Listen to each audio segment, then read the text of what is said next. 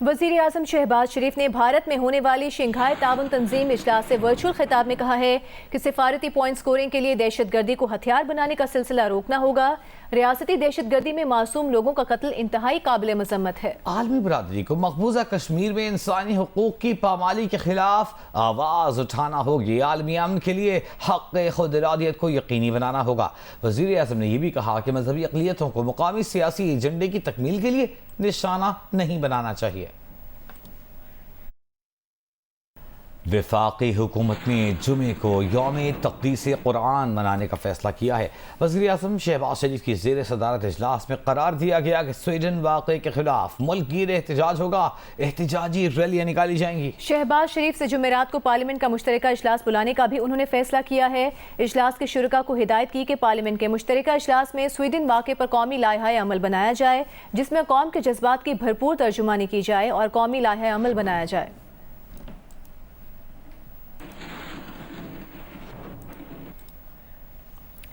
आगे बढ़ते हैं, आपको बताते हैं चेयरमैन सेनेट और कायम मुकाम सदर सादिक संजरानी ने स्वीडिश असेंबली के स्पीकर को खत में कहा है कि कुरान पाक की बेहुरमती से मुसलमानों के जज्बात मजरूह हुए हैं। इस्लाम हमें दीगर मज़ाहिब, मुक़द्दस किताबों, पैगम्बरों की तौहीन से रोकता है। उन्होंने कहा कि स्वीडन की पार्लियामेंट इस्लाम के बारे में गलत फहमी दूर करे। इस जदीद दौर में मजहबी जज्बात की तौहीन की गुंजाइश नहीं होनी चाहिए।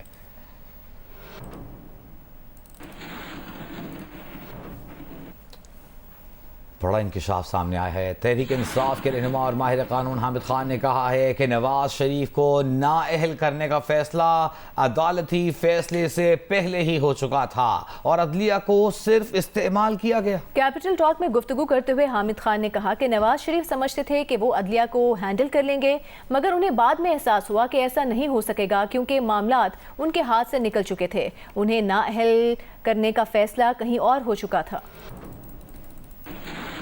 जो नवाज शरीफ साहब की जो डिस्क्वालिफिकेशन थी उसका फैसला कहीं और हो गया था। इवेंट्स को अगर हम देखते हैं क्रोनोलॉजिकल ऑर्डर में, तो उस वक्त ये फैसला हो गया था कि ये अब इनके साथ नहीं हमारा, इससे उनको फारिग कराना पड़ेगा।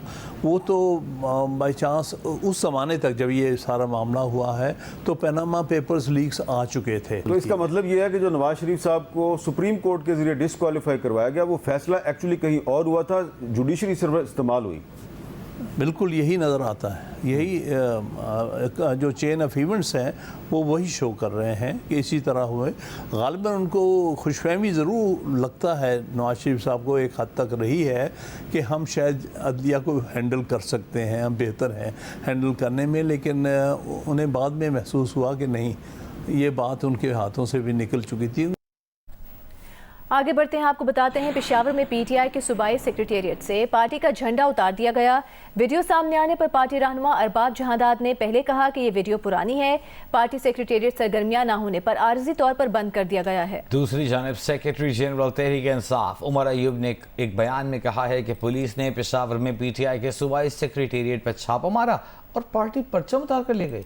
आईजी खैबर पख्तूनख्वा अख्तर हयात खान ने जियो न्यूज़ से गुफ्तगू में बताया कि पुलिस ने पीटीआई सेक्रेटेरिएट पर कोई छापा नहीं मारा। छापे का इल्ज़ाम बिल्कुल बेबुनियाद है।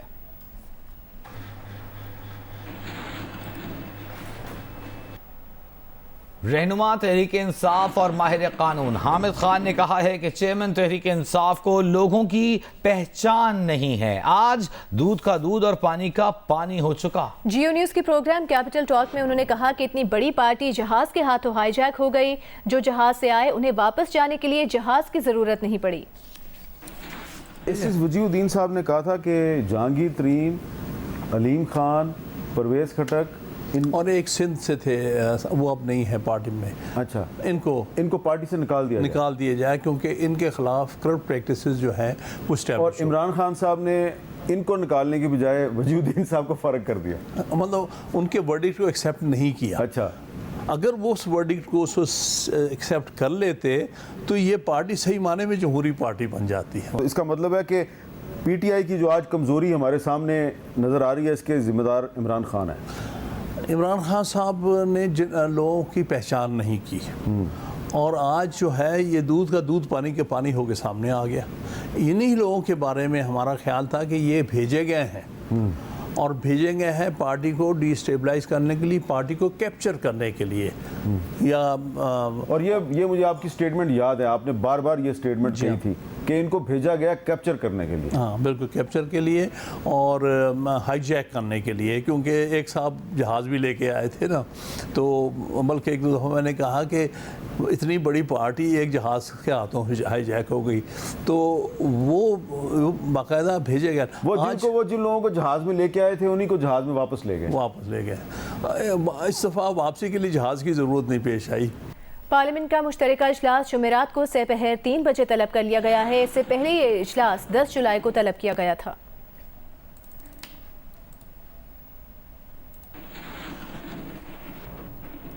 और IMF मुआहिदे के बाद इंटरबैंक मार्केट में पहले ही दिन डॉलर 10 रुपए 55 पैसे गिर गया।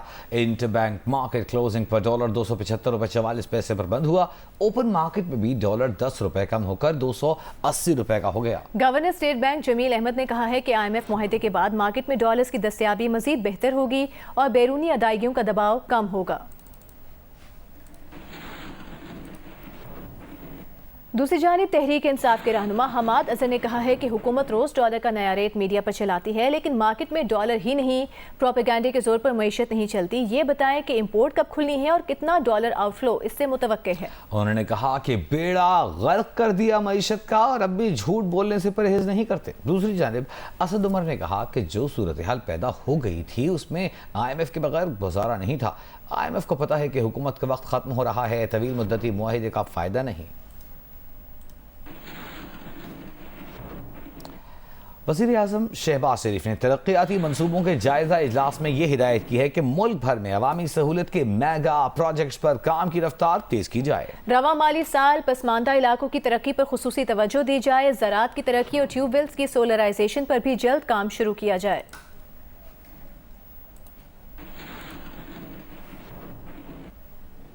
इस्लामाबाद के इलाके तरामड़ी के निजी अस्पताल के इंक्यूबेटर में आग लगने से नौमौलूद बच्चे की टांगें झुलस गईं। बच्ची के वालिद का कहना है कि अस्पताल इंतजामिया ने लापरवाही छुपाने के लिए पट्टी कर दी और इन्फेक्शन का कहकर 5 रोज बाद बच्ची लेने आने को कहा। उन्होंने कहा कि ज़बरदस्ती बच्ची पिम्स अस्पताल में ले जाकर इलाज करवाया गया। उसका तफसीलात आपको दिखाते हैं इस रिपोर्ट में। इस्लामाबाद के इलाके त्रामड़ी के निजी अस्पताल की नर्सरी में पीर की शाम होने वाली बारिश के दौरान बिजली की फ्लक्चुएशन के बायस बल्ब फाटकर इंक्यूबेटर पर गिरा, जिससे पॉलीथीन शीट को आग लग गई और नौमौलूद की दोनों टांगें झुलस गईं। बच्ची के वालिद सैयद एहसन कहते हैं निजी अस्पताल के अमले की लापरवाही और वोल्टेज जायद होने से नन्ही कली शदीद कर्ब का शिकार हुई। अस्पताल हुकाम ने पट्टी कर दी और कहा 5 रोज बाद बच्ची को ले जाएं, ताहम वो इसे वहाँ से पिम्स ले गए। 24 घंटे के लिए बच्ची हमने उनके पास रखी है, तो उन्होंने बच्ची जला दी है और जब हम उनके पास गए उन्होंने बच्ची को जला के ऊपर पट्टी कर दी है। उन्होंने कहा कि बच्ची को एलर्जी का मसला है, तो जिसकी वजह से हम बच्ची को यानी 5 दिन और अपने पास रखेंगे। तो हम फिर बच्ची को दूसरे अस्पताल में लेके आए हैं। दूसरे अस्पताल में ये बात की है कि इस बच्ची जल चुकी है बुरे तरीके से। पिम्स अस्पताल के तर्जुमान का कहना है कि executive director doctor Rana Imran ने खसूसी बोर्ड तश्कील देकर बच्ची को फौरी बेहतरीन इलाज की सहूलियात फराहम करने की हिदायत की हैं। बच्ची को 1 हफ्ते तक इंतहाई निगहदाश्त में रखा जाएगा। सर्जरी किए जाने का फैसला अभी नहीं हुआ। अहमद सुबहान, जियो न्यूज, इस्लामाबाद। कराची के इलाके बल्दिया इत्तेहाद टाउन में नौज़ायदा बच्चे की लाश मिलने पर पहला मुकदमा दर्ज कर लिया गया है। नौज़ायदा बच्चे की लाश का DNA टेस्ट कराने का फैसला किया गया है। हाल ही में बने कानून के तहत नौज़ायदा बच्चे के कत्ल का जुर्म साबित होने पर मुजरिम को 2 से 5 साल तक कैद और जुर्माने की सजा दी जा सकती है।